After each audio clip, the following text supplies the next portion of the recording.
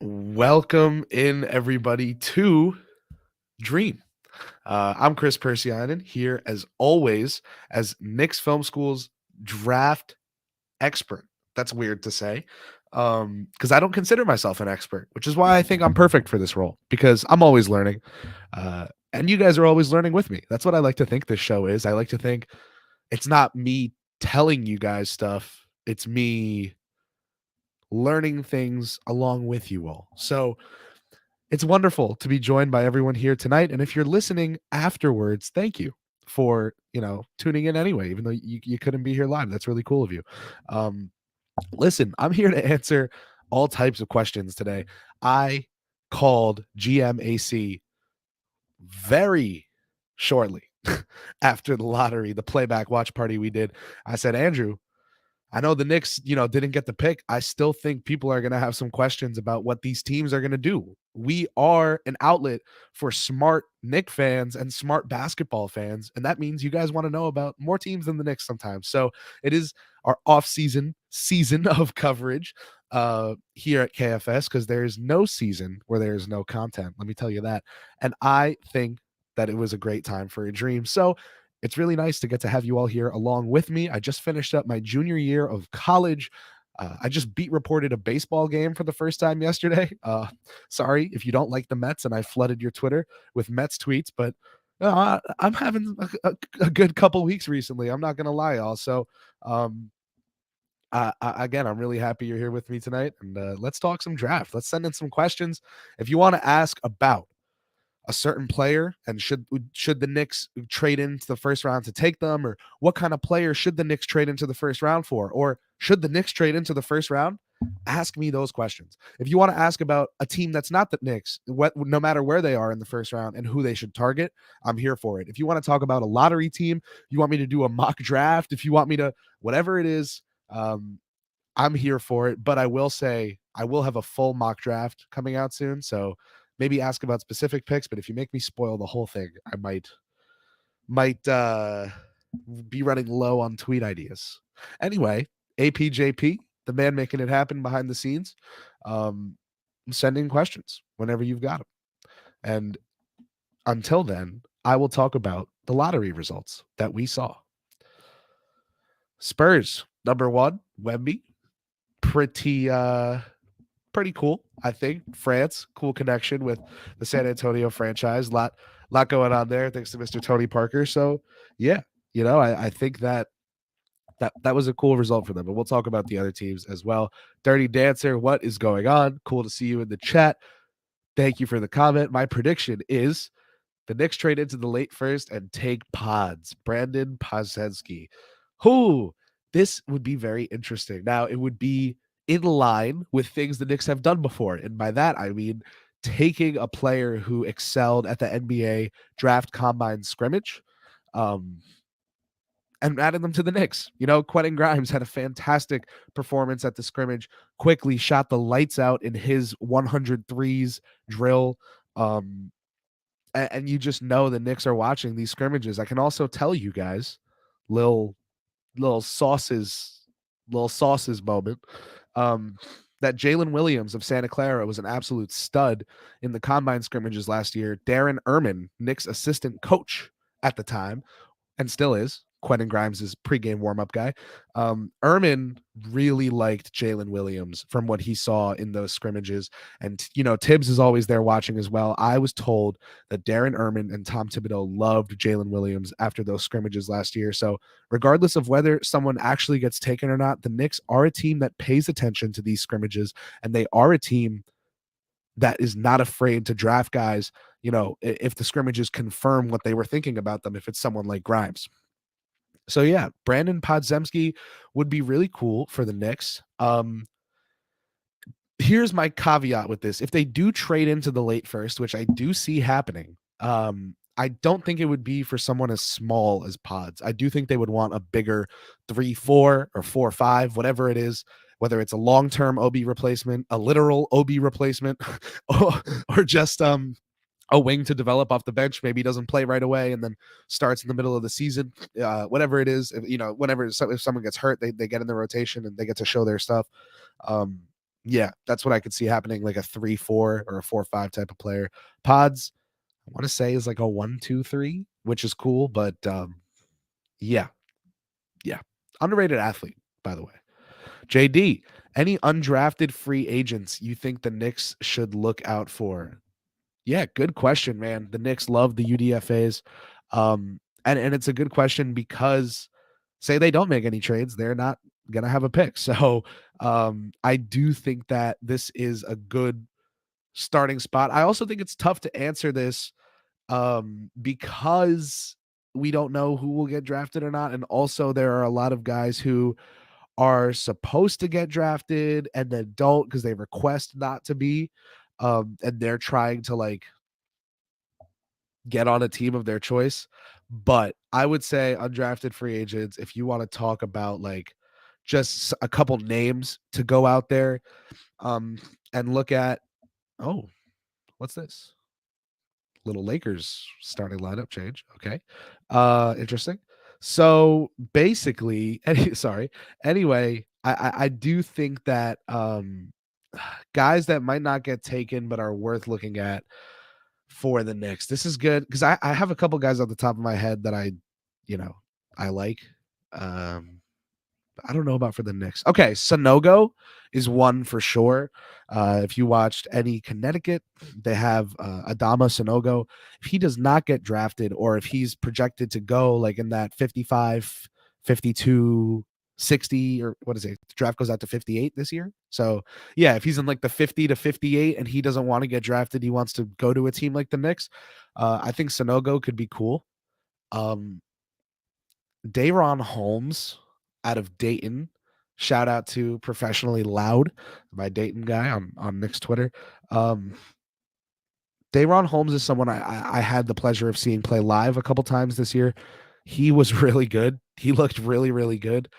I don't think he has the touch around the rim of someone like Rashawn Holmes, but you can't help but think if he's not a more modern version of that style of big, someone who could last a little more easily in this era. Um, I think he'd be worth an undrafted free agent flyer, like for sure, to bring him to summer league in the orange and blue. That the Knicks should be into that. Okay, there's no way Trace Jackson Davis doesn't get drafted. But if he doesn't get drafted, or if he goes, 54 or later, whatever it is, and he wants to just go somewhere, the Knicks should totally. That's a name I'm surprised I didn't think of right. Well, you know what? Because he's going to get drafted. He'll probably get drafted. But if he doesn't, Trace Jackson Davis, he was a Jalen Hood Schifino teammate at Indiana under coach Mike Woodson. So you would think maybe the New York Knicks could find a thing or two out about Mr. Jackson Davis. Yeah, there's three names for you. And I think everyone else that's popping in my head will probably get drafted. So yeah, sorry. Maybe not there yet. I've only scouted I've only deep dived like 40 guys so far. So which means I've watched like 60, which is enough for 2 rounds. So that would be why I might not have that many UDFAs in my head right now. But yeah, I'm about to go crazy with the scouting because now I'm done with school. So just y'all wait. Next question, if we got one. Jesse Cook, seeing headlines that Imani Bates showed out at the combine. Any thoughts on him, Chris? Jesse, what's up, man? Thanks for the question. Appreciate you watching and being here and supporting. Imani Bates is a curious case. I don't think that there's ever been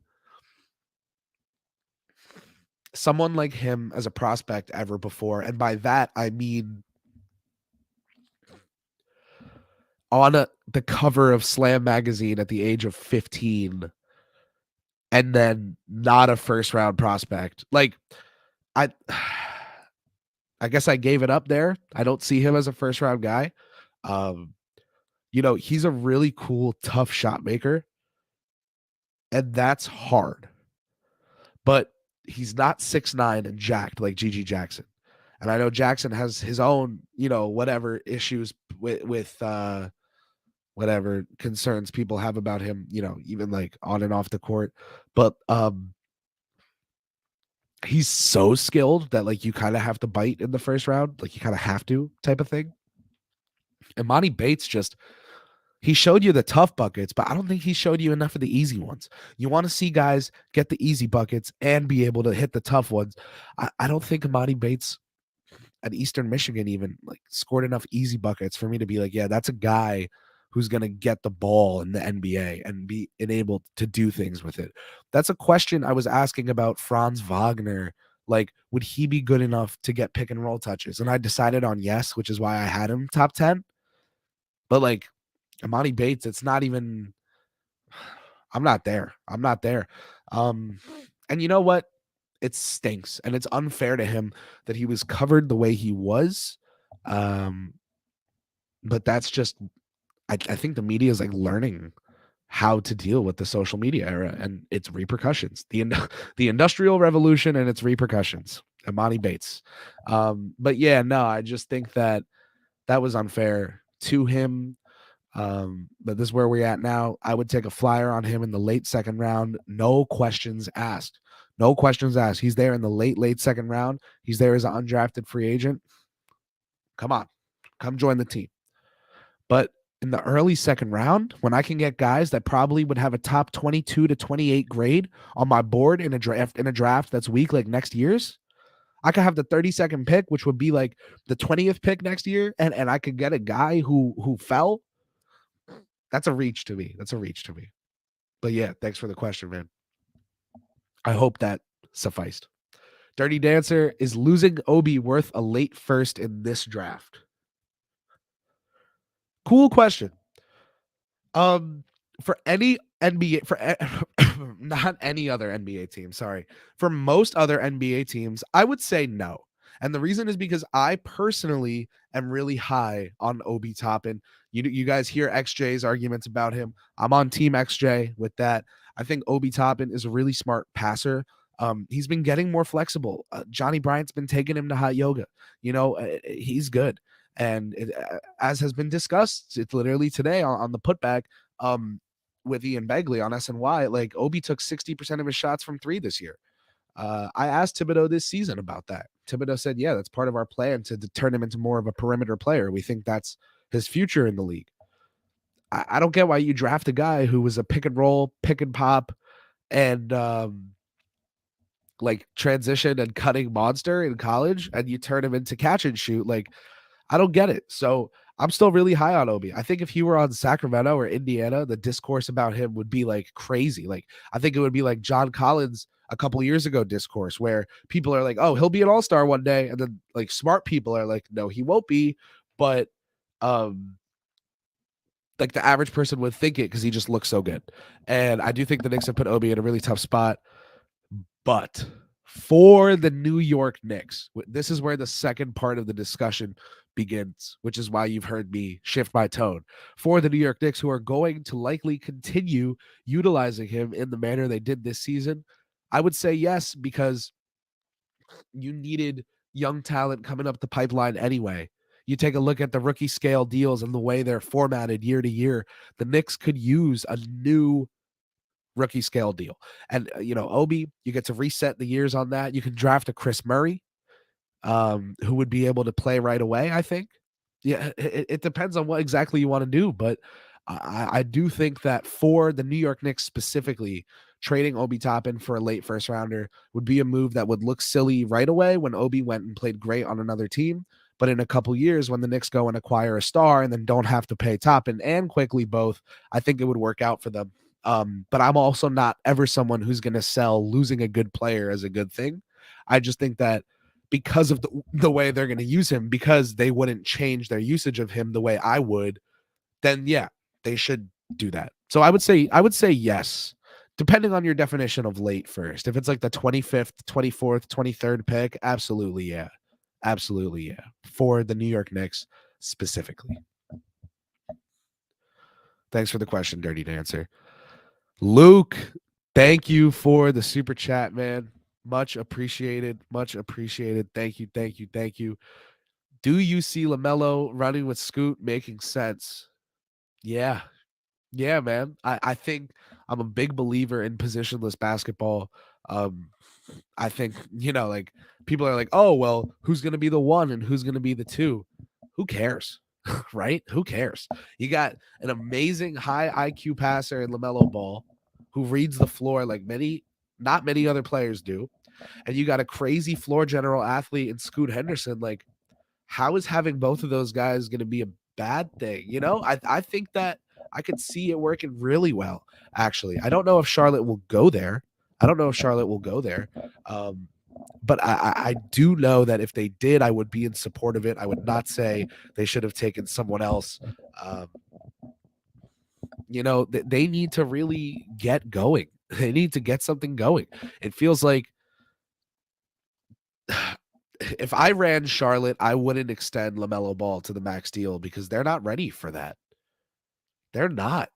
You got to move him for the haul of picks and then do your rebuild because they wasted the first 2 cost controlled years of his career with these awful rosters. So I think if they want to bring in Scoot, he can energize the team right away. Scoot's the kind of guy who goes to a franchise that's like not seen as super serious and helps start to turn it around from day one.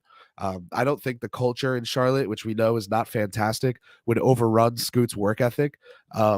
I know personally, and from my notes on Scoot, one of the biggest notes is all the intangibles are there. All the intangibles are there because he's a worker.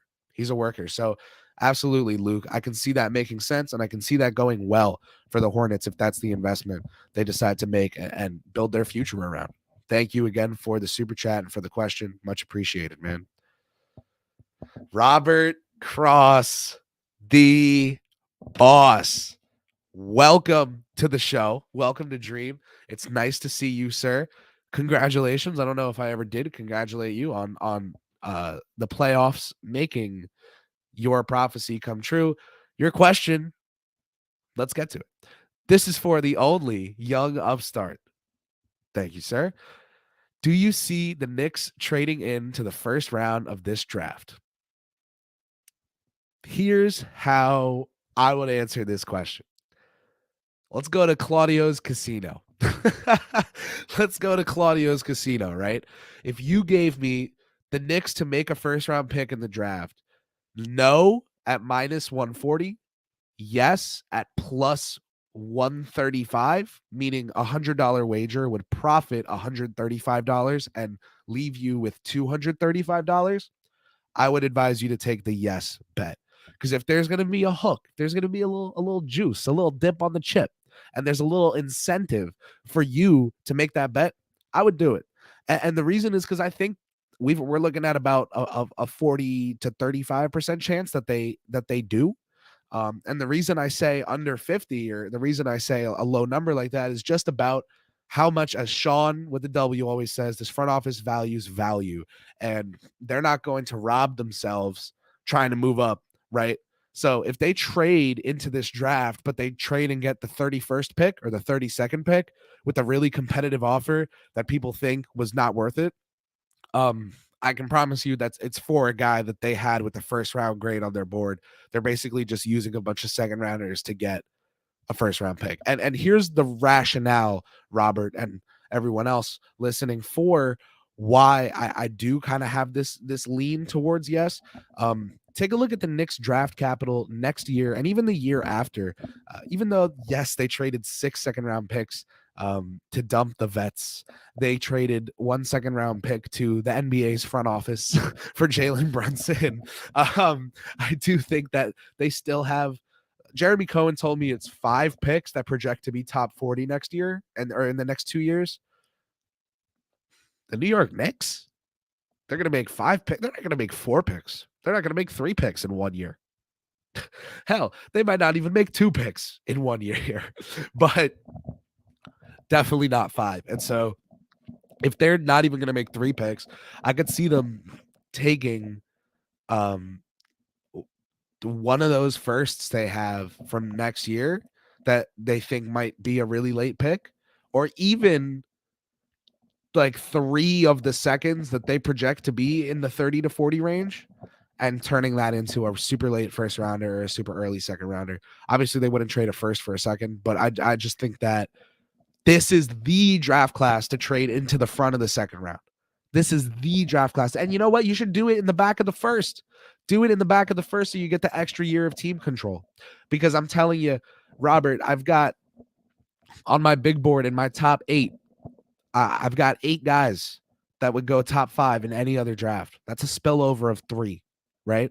But if you look at my top 14, my lottery, they are all 14 of them are guys that would go top 10 in any other draft. So that's a spillover of 4. So 4 guys, like you're looking at 4 talent spots at minimum of depth in this draft where like if you're drafting at 28, it's probably the 24th pick in another draft. And I think it's even better than that because the depth in that next group. If you're drafting at 32, you could get a guy that would go 24, 22, 19 in next year's draft if they stayed another year in college. It's just betting on them a year earlier. The Knicks love those experienced college players, but I could see them taking a really young rookie in this draft because they're just going to send him to Westchester, So whichever way it goes, this is a great question because the answer, if I had to leave it in one word, would be yes, with the asterisk that it could be the early second. Thank you again for the support, Robert. Crucial RK, what is up? Thanks for the question. Thanks for being here. Appreciate you. Hypothetical. Portland calls the New York Knicks about Julius Randle. The Knicks get the offer. Randle for the number 3 pick. Would you make the trade? And if you would, who would you take? Great question. I can say that I don't. The New York Knicks, would they take this? Oh, they would probably try to get Grant and like add something else. I don't know. But say the offer was Randle for number 3. If I were the New York Knicks, I would take this and draft Cam Whitmore out of Villanova, adding a big, strong wing to the team. He can shoot the pill, right? The shot is really coming along for Cam. He's 6'6". He's explosive, all time type of explosive. His athletic testing came in at like the 99th or whatever percent. Like the percentiles are ludicrous for both his like straight line and lateral movement. So all 4 directions, all infinite directions. He can move fast. Great body control around the rim. Not only is he super strong, but you know how RJ like is so bulky that he can go to the rim and just absorb the contact, stay in control, and then get up the layup. Like Cam does that and he makes the layups all the time too. No shade to RJ, just Whitmore's so good at a young age. Whitmore's also smart. He's a good cutter. Like I said, he's working on the jump shot, so he's working on being offensively versatile. Flaws, yes, they exist. He needs to be a better passer. He needs to be a smarter passer. He needs to be a better playmaker for others. He needs to keep others in mind a little more often. But I also think he was really empowered at Villanova to be a number one option, like really, really, really play that number 1 role. So he's just that kind of talent. If I were the Knicks, that would be the gamble of the year. That would take Leon Rose out of any running for executive of the year. Nobody would approve of that move, but I think just because of how good I think Cam Whitmore will be, I would do it. Also because the Knicks aren't going to win the championship next season. I don't think the trade happens this summer where they acquire the big star. So, like we've said, the big star is the entry ticket to the conference finals. Look at the teams left. The depth is going to battle it out, right? But LeBron, Tatum, Butler, Jokic, those are your entry tickets to the late rounds of the playoffs. Even the Suns, Booker, KD, they didn't last because they didn't have the depth, right? But like, you see, and I just think that it takes a village to win a championship, and I think cost control is a big thing. So I would say, I think moving Randall's salary for someone as cost controlled as a number 3 pick would be smart, but that's a tough one. I don't know if the Knicks would do it. Really don't. I think they would just redirect a number 3 pick for a better player than Randall and add other assets to it to get that better player. Because I can't see the Knicks moving Randall unless they get an upgrade. Hey, if the Jazz said what do the Jazz have? Let me see my notes. Jazz have the 9th pick. If the Jazz said that they would do Randall and Toppin for Markkanen and the 3rd pick, Randall, Toppin for Markkanen in the 9th pick, like, yeah, no 3rd pick involved. Sorry, but like Markkanen and the 9th pick for both Randall and Toppin, or like They'd probably ask for Randall and quickly, and the Knicks would negotiate otherwise. Whatever it is, maybe you're cooking because Laurie's like as good as Julius, but maybe more playoff reliable. I'm getting messy out here, guys. I'm getting messy. But thank you, Crucial RK, for the question. Let me stop rambling. Let's get on to the next one. Darren, what is up, man? Thanks for listening. Thanks for watching. Thanks for the support. Thanks for the cue. What are the Knicks' biggest needs during the draft or free agency? I've got the same answer for both. It is a big wing. 2 words. Simple. Very simple. One's an adjective, one's a noun. Big wing. Super, super, super important for this team. The New York Knicks took a bet on a big wing, Cam Reddish. It didn't pay off, so they moved on, and they got another small wing, aka a small 4. Hart is really like a small 4. He's like a Bruce Brown, Draymond, Josh Okogie, like that vein of NBA player. But I do think the Knicks' biggest need in the offseason is a big wing. That's going to be the final infinity stone of complementary pieces for when they do acquire that star down the line. Grimes, POA defense, shooting, check. Quickly, creation, perimeter defense, elite, check. Big wing that can shoot from the corner and that can create for others off the dribble if the floor is already tilted. That's a versatile, switchable defender, wrecking ball, free safety. And so that would be it. I know that was a quick answer, but I think it's a simple one. Next biggest need is a big wing. Zach, feel like I know who this is. Buddy from over at the Strickland. What's up, man? Great work from Zach recently. If you guys want to go check it out, a little cross promotion here for draft content. But if you guys are in this stream, you probably would want to see it. Go check out the Strickland's big board that just came out. It's really good. Zach wants to know about Saidi Sissoko. I actually just started deep diving him today, like I told you I would. I actually stuck to that. How about that, bud? Huh? All right, Saidi, 6'6", for those who don't know. Is he a lottery guy for you? I want to err on the side of no, but right there. Just my notes on him for those who don't know anything about him at all. I think he has the potential to be like a really good, like a playoff level, like third creator in a lineup. So like the Gordon to Murray and Jokic, or the Grant to Murray and Jokic. But yeah, something like that, where there's 2 like stud creators at the 1 and 2. He's technically the 3rd best creator on the floor, but he's playing off of other guys.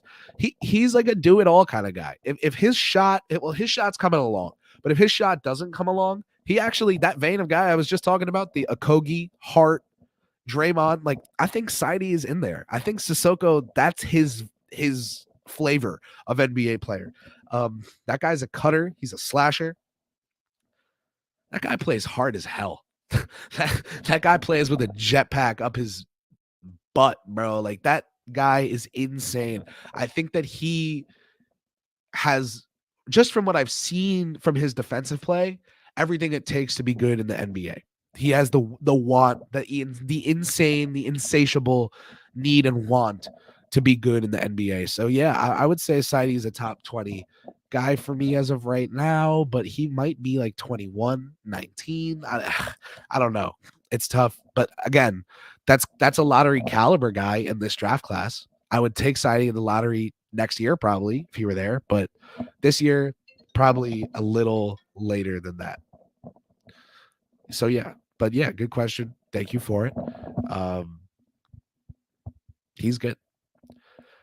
Darren wants to know, what is the likely scenario for Portland at 3? A trade.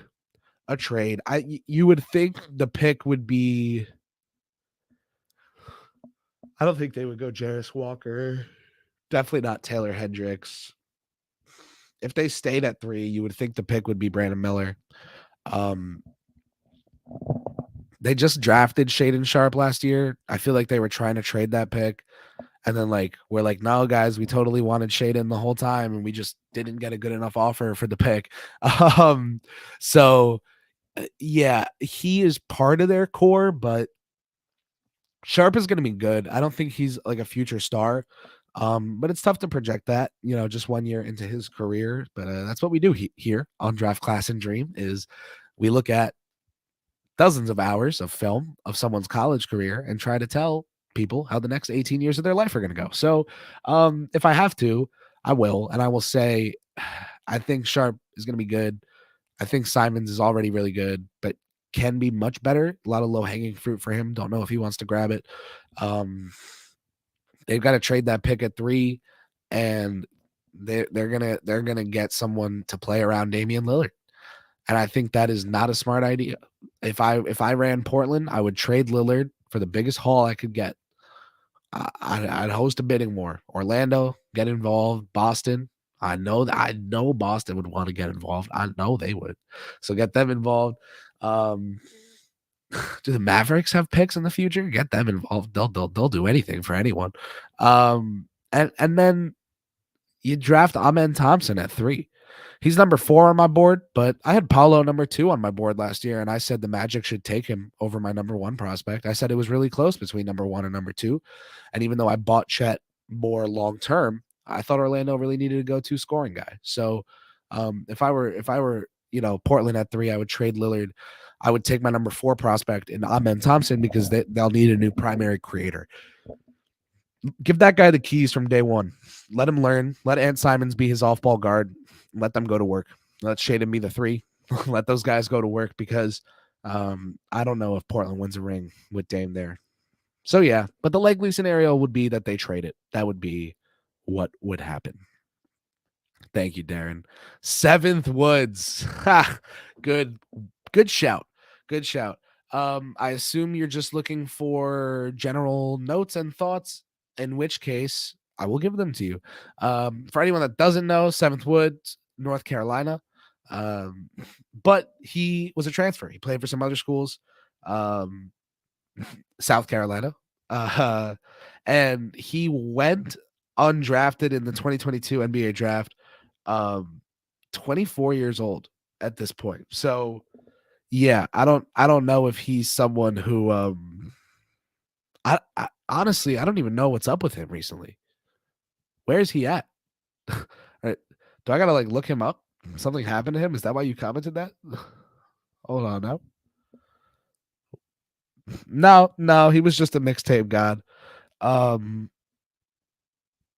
Yeah, I don't know. 7th Woods is Alonzo Trier coded. Does that make sense?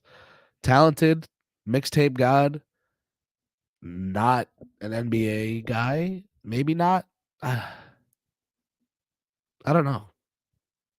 Good shout though. Yeah. No, wouldn't draft him with a 2023 pick for sure though. That's yeah. Anyway, yeah, I don't know. Basically, I think that it's pretty intriguing how many guys, just how deep this class is and the opportunities the Knicks specifically could have late in that first round. I wanted to pull up the list of first round picks and talk about a couple teams I could see the Knicks trying to hit up and grab their first rounder. I think Indiana, right away, Indiana comes to mind. Why is that? Well, they drafted number 7 overall. That's really good for them, right? Good stuff, Indiana. Here's the thing, though. They also drafted number 26 overall and number 29. So 26 and 29, that's a lot. That's a lot. If you're going to draft a guy at 7, maybe Ant Black is who they take to complement Tyrese Halliburton. That would be my random pick for you guys right now, unless they like Jarris Walker or Taylor Hendricks is more their style. But drafting 3 guys in the first round, I mean, we've talked about this here on Draft Class. It never works out. Houston drafted 4 guys in the first round. 2 of them not so good so far. Memphis drafted 3-4 guys in the first round last year. Cut 2 of them already. One of them, they cut Kennedy Chandler completely. I just don't. Laravia, not super promising. I just don't think drafting that many rookies works out for any team, even if they're a young team. Like, even if you're a young upside searching team, don't draft 3 rookies in one draft in the first round. Just don't do it. Don't do it. Like, why? Why would you force that upon yourself? Why would you welcome that evil into your world? Don't do that. Do not, please.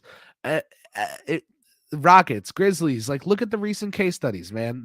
It does not work. Raphael Stone, there was a tweet from like a big Rockets fan page, and it was like Raphael Stone needs a statue for those 4 draft picks because like now the team is turned around. And I was like, 2 of those guys might be off of your team in soon.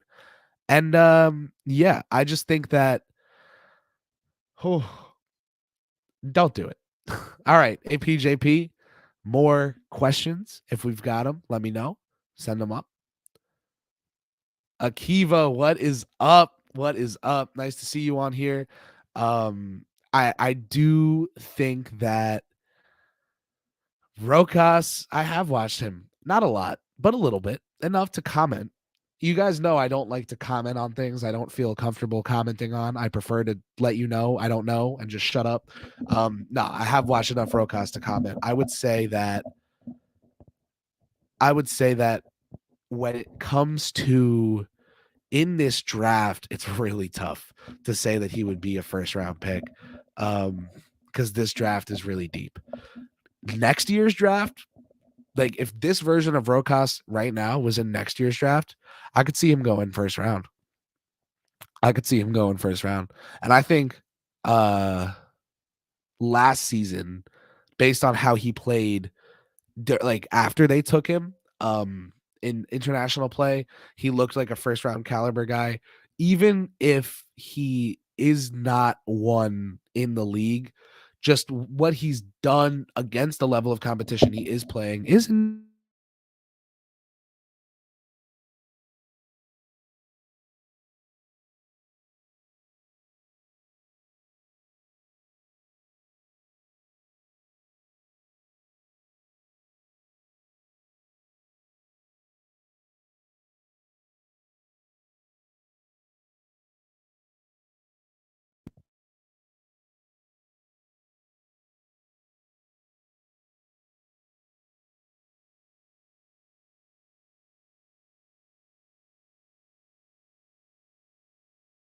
So, all right. I think I fixed it. Essentially, because of how good this draft is, though, my point being, because of how good this draft is, is it fixed now, guys? In the chat? It should be good. Should be good. This draft is super deep. And so yeah, I think that Rokas wouldn't go in the first round. But you know what? I'm kind of tempted. Thanks, JD. Thanks, Darren. Kind of tempted to say top 50. Like, I don't think he would be a guy who wouldn't get taken, or I don't think he would be a guy who would not would not be able to, rather he wouldn't make it to the point where he's able to choose his own team. I don't think he would go undrafted, and I don't think if he got to that 52 to 58 range, I don't think that he would say to teams, not to draft him. I think he'd just get taken. Because he's good. So I think he's ready for the point where he can go compete. I know a lot of international guys they prefer to just choose their own spot. But I don't know if he would do that at that point. I think he would be all right getting taken. The Knicks needed that. There wasn't something there in that. Yeah, 25 to 35, Dirty Dancer. I don't think that's terrible. I just think with all the depth in this class, like Max Lewis would go ahead of him, Bryce Sensabaugh would go ahead of him. That's instantly Derek Lively would go ahead of him. That's instantly like 20 guys automatically. So I would say 40 to 50 personally. But I do think he would get drafted. I do think he would get drafted top 50 and not have to, wait until the end. So yeah, sorry for running around in circles around that one. I just wanted to make sure I got it right. because it's tough. It's tough with Rokas. Jesse, yeah, Jarris. The thing with Jarris is that he's not a star. He's a rookie. If he becomes a star, I'd be really happy because I love Jarris Walker. But the New York Knicks aren't going to trade Randall unless there's an upgrade. And if you're talking about me saying I would take Whitmore at 3, yeah, I have Whitmore higher on my board than Walker. I think he has more reliable and more easily projectable access to game breaking types of tools and athleticism. I reposted it on my Twitter, but I can go find it and retweet it for you guys. Whitmore's athletic testing was just off the charts. And yeah, Jarris Grant. That's you can guess where I'm going with this sentence. I agree with Dirty Dancer that Jarris Walker is more of like a Jeremy Grant plus type of bet than he is an instant star, which is no indictment on him. That Jeremy Grant plus sounds like a freaking all-star, right? But Knicks would want some instant impact. So yeah. JP, let's see the next question. What up, Mixed Sports? You say no big star, but the Knicks have to get that big player soon because of the CBA that's going to hit next summer. I think the Knicks will get the big player next summer in 2024's offseason, or then in the 2025 offseason, if not 2024. If by the end of the 2025 offseason they still have not made the big swing, then it'll just happen at that year's trade deadline. That's what they'll do.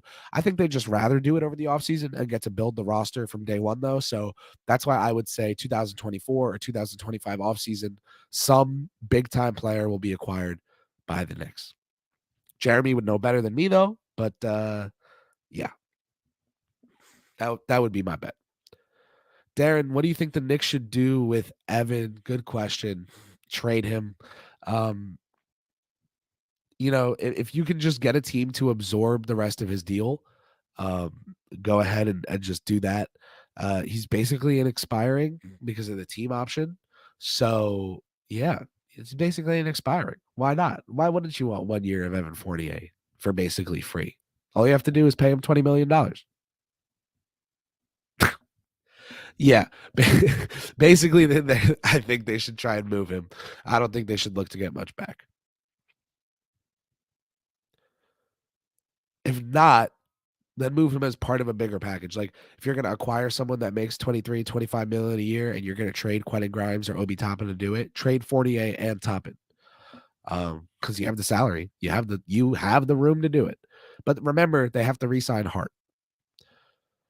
Buzzer beater with the Q. What's up? If we get the big wing, what happens to RJ?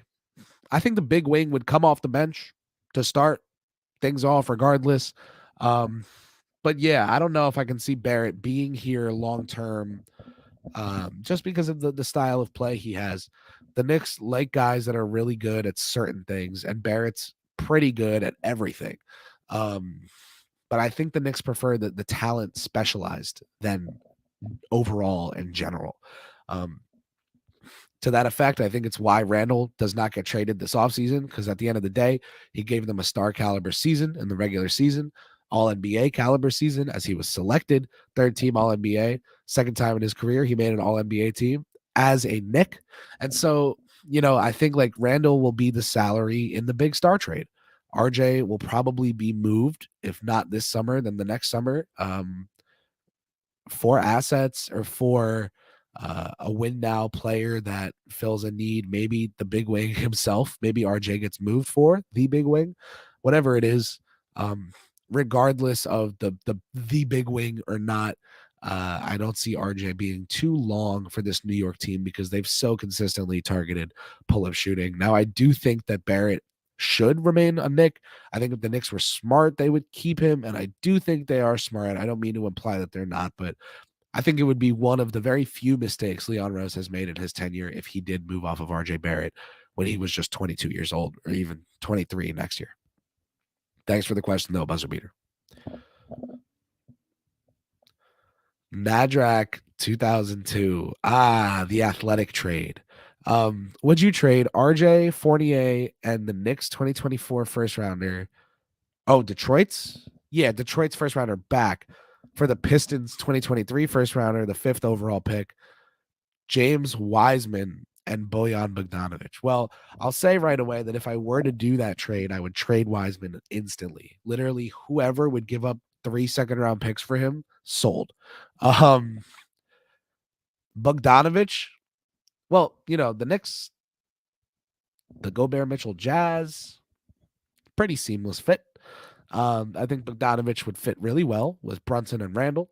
I think the defense would be an issue, but I don't think Barrett was a stud defender. So if they wanted to start Brunson, Quickly, Grimes, Randall, Robinson, and have Bogdanovic be the 6th man, the bench gunner, that could work. That could be fun. But in terms of how they get to those assets, to get that number 5 overall pick for RJ Barrett, and that would be decent value. I don't think that's a bad trade for the Knicks at all. I do think that that's not what the direction this team is going in right now. And I'm not sure Detroit would ever offer that deal, and I'm not sure New York would honestly probably take it if they got it. That's a really great thought exercise. But yeah, me personally, depends on who's on the board. All right. So if Brandon Miller was a top 4 pick, I would do it. Reason being, that top tier for me in this year's draft is obviously Wembanyama, and then a tier under him is Scoot Henderson, Cam Whitmore, Amen Thompson.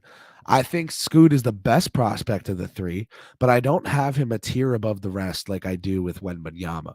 And so I've seen some people be like, Wembanyama, full tier, Scoot, half tier, the rest of the guys that they have, like Miller. And I'm like, yeah, I think Scoot's just in that second tier. He's the top of it, but he's in it.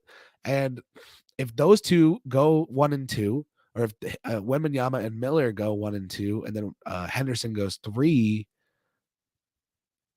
then both Amen Thompson and Cam Whitmore would still be there, right? So, at one of them would be there at 5. So it really depends on who's there.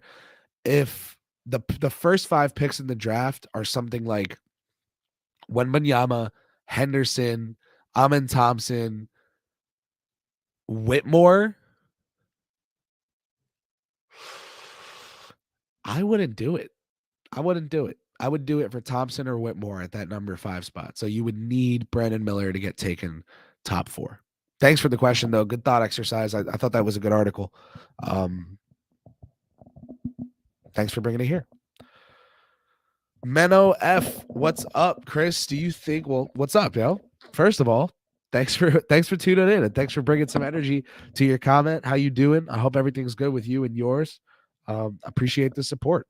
Do you think Taylor Hendricks is untapped shot creation potential, or is he mostly just a spot up guy? That's a great question, because to me, that's like the Taylor Hendricks question. I think his whole draft stock lies on the answer to that question right there. If he had a lot of untapped shot creation potential that people really bought, then he should, with no doubt, be a top 5 pick in this year's draft. I'll say it again. If Taylor Hendricks has a lot of untapped shot creation potential, then given the rest of his game, he should be a top 5 pick in the 2023 NBA draft. And the reason is because when you look at the defense, the potential, how raw he is and how good he is already, he's cooking. He's cooking, and he's a guy who I think can be taught to be really good. But let's see. Where did I have him on my most recent board? I had him at number 9. Why did I have him at number 9? Because I'm not there on the shot creation potential. I'm not there on the super big upside with him. So I've got him at number 9 on my board. And frankly, I have him tied with the player at number 10, who is Keontae George from Baylor. I would go Hendricks over George if I had to pick one. both for the Knicks and like in general. But if you needed a guard and you went George over Hendricks, I don't think that's a crime. And the reason for that is because I don't think Hendricks is really, really there in terms of the he's a multi-positional defender, but yeah, I don't know about shot creation upside or creation upside. Um, even for others, like he's shown it, right? But I'm not super sure that it's there and you're drafting him because he's a good shooter, because he's versatile on both ends of the floor, because he's a good weak side rim protector. You're drafting him because he can guard fours and fives, but he can also guard the point of attack. You're drafting him because he projects to be a really crazy NBA player, um, that can do all the little things at a really, really high level. But you're not drafting him to go out there and do things with the ball in his hands. That would be a cherry on top if it happens. So here's my answer to your question. Yes, he has untapped shot creation potential. No, I don't see it realizing itself to the extent where he would have been worth a top 4 or 5 pick long term. So I don't have him top 4 or 5 in this draft. But if in his rookie year he starts showing some of it already at the NBA level, I won't be afraid to be like, oh, okay, I was wrong. He actually is a top 7, 6, whatever caliber guy, like right away. So it depends. We'll see. Thanks to everyone for the great questions today. You guys are killing it. These are the best. These are the best questions I've gotten all dream season. I love y'all. Super chat from Robert Cross. Thank you for the support again, sir. Much appreciated from the young upstart, but also from the broke college student. Thank you. Can we ship Kevin Danishevsky?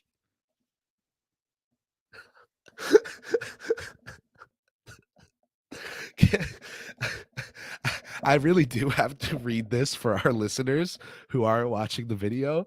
So let's see if I can get through it with, without dying.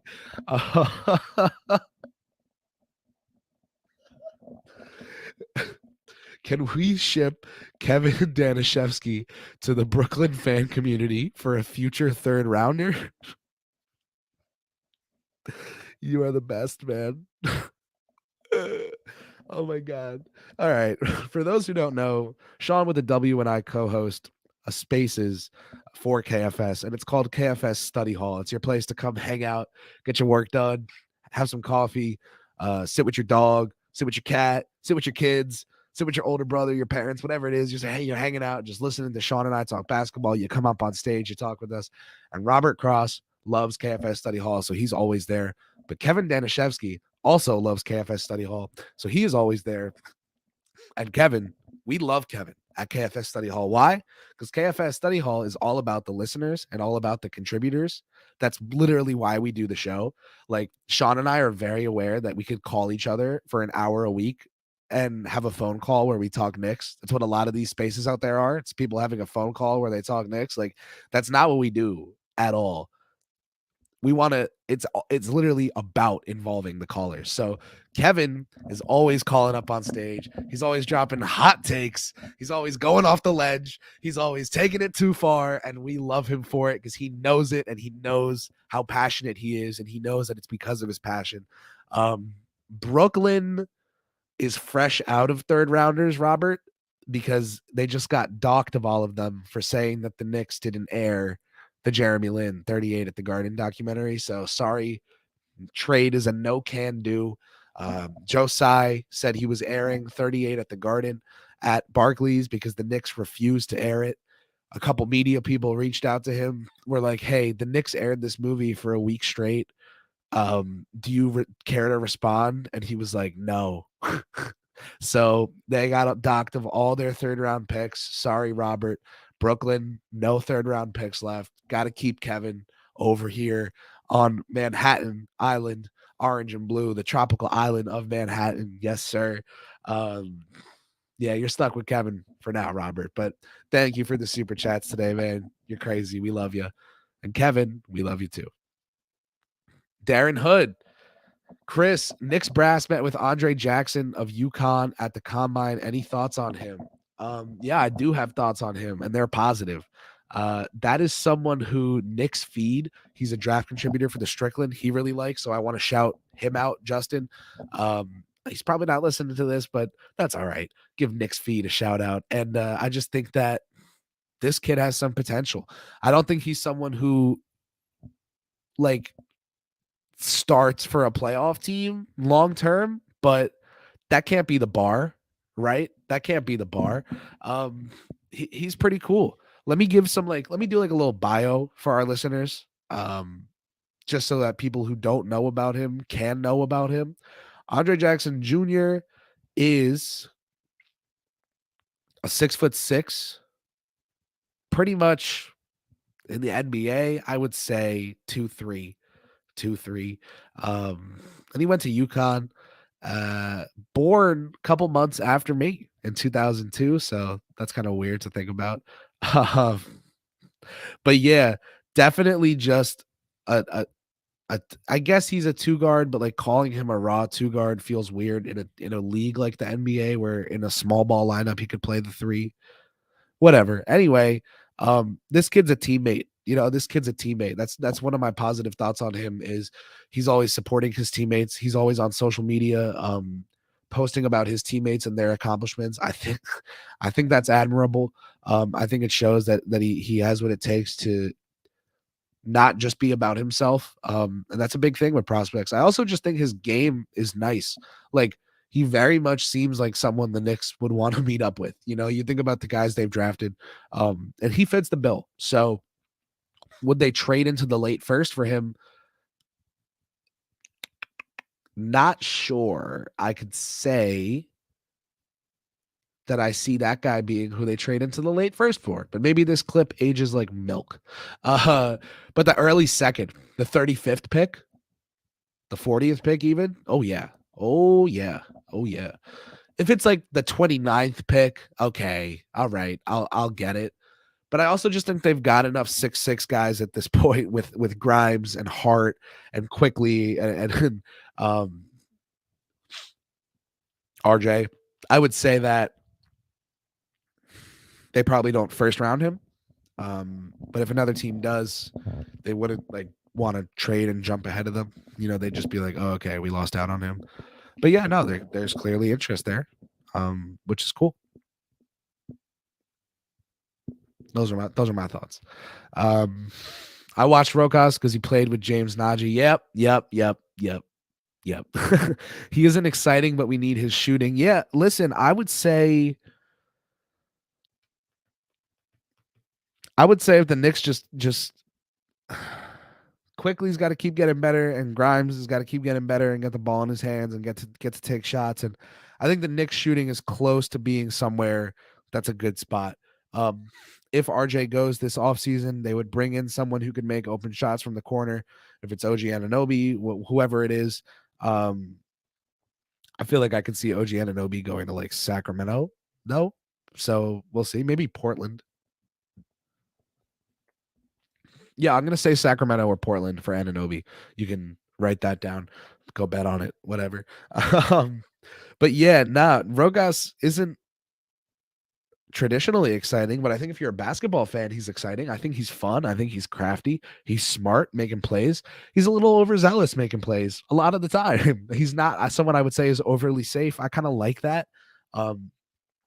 It's interesting evaluating guys in the different international play context.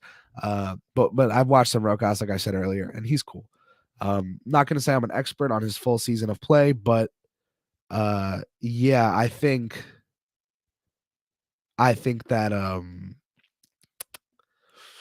man, I think the Knicks saying they need him. I don't know. Could they use him? Yes. I don't think they need him.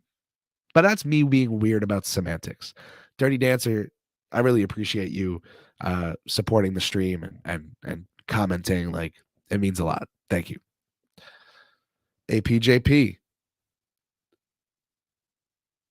The signing of Isaiah Roby, I'm just going to fill in the blank because the sentence got cut off in the middle. The signing of Isaiah Roby made me think that the Knicks were not going to try and trade into the first round. Do you think and that's where the question cuts off. But I'm going to assume they were going to say, do you think the Knicks will trade into the first round anyway? I'll start this off by saying that the Knicks view two-way spots and things like that, like lottery tickets.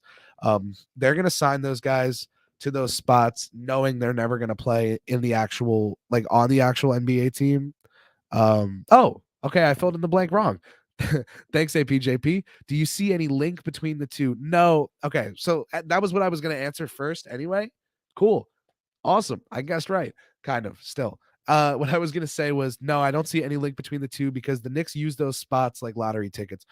Sometimes they'll get a guy who's not good enough to be on the main team, but they kind of realize that with Westchester and then stay to be like a star in Westchester.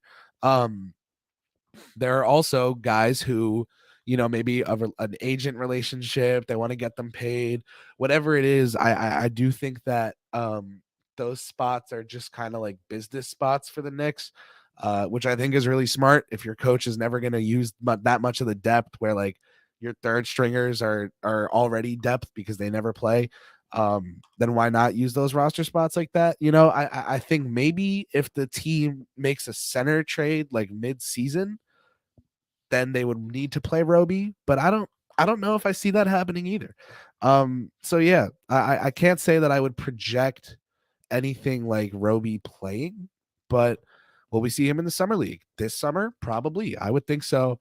And I would think that he will look all right. All right. But thanks for the question, Patrick. Appreciate you. And I appreciate you asking, fixing the typo. Thank you, man. Jason, what's up, man? Good to see you. After the top 40, this draft completely falls off. There aren't many good sophomores and juniors. There are some good players, but they're older, like 23, 24 years old. Sure, Jason, but the top 40 never goes 1 through 40, do they?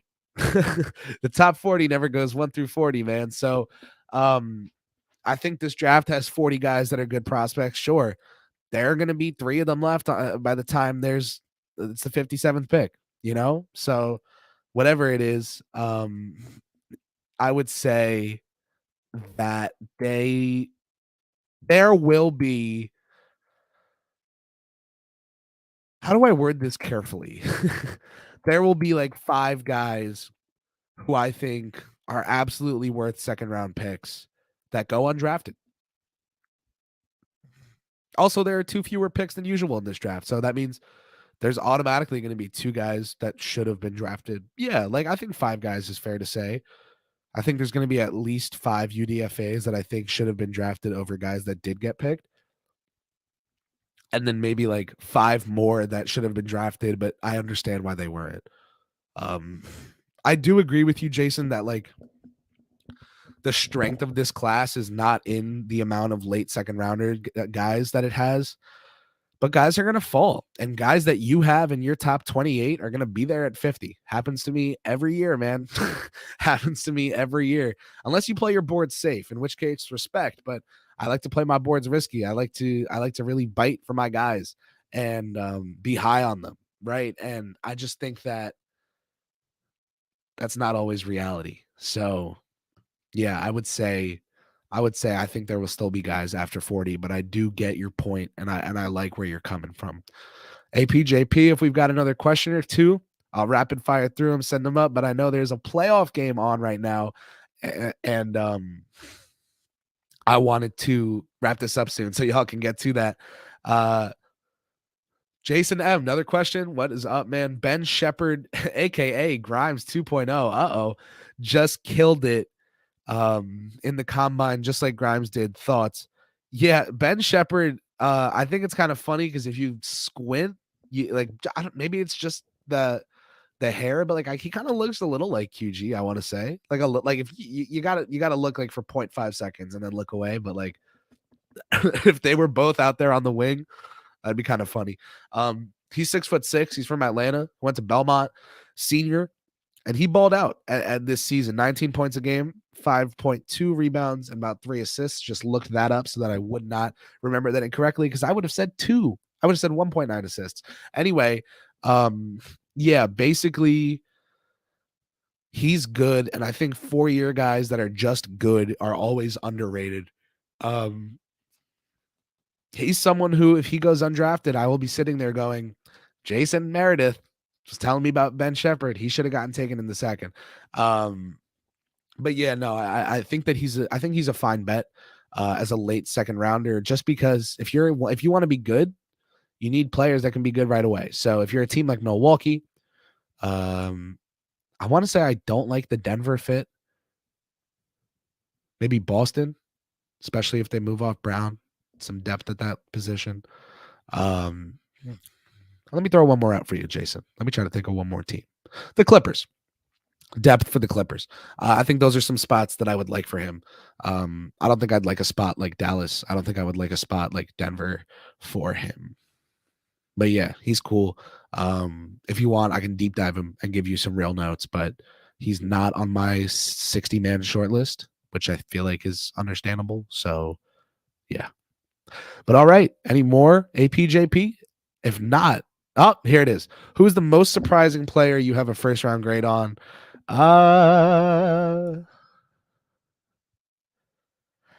Okay, Saidi Sissoko doesn't count anymore because now he's like the hipster, cool, everyone loves him guy. Um,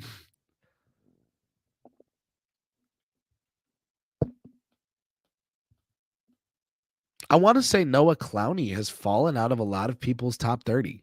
Like people are falling out of love with him. He's not a new shiny toy anymore. They like all these guys like Podazemski, and I've still got a first round grade on Noah Clowney. I would take him top 30. A team like the Clippers, a team like the Trailblazers. I think there are some good bets out there, and I think Clowney's one of them in that range. So yeah, middle like 25 even for him. Um, Most surprising player I have a first round grade on, as in not even just I would definitely take them in the first round, but I have a first round grade on them.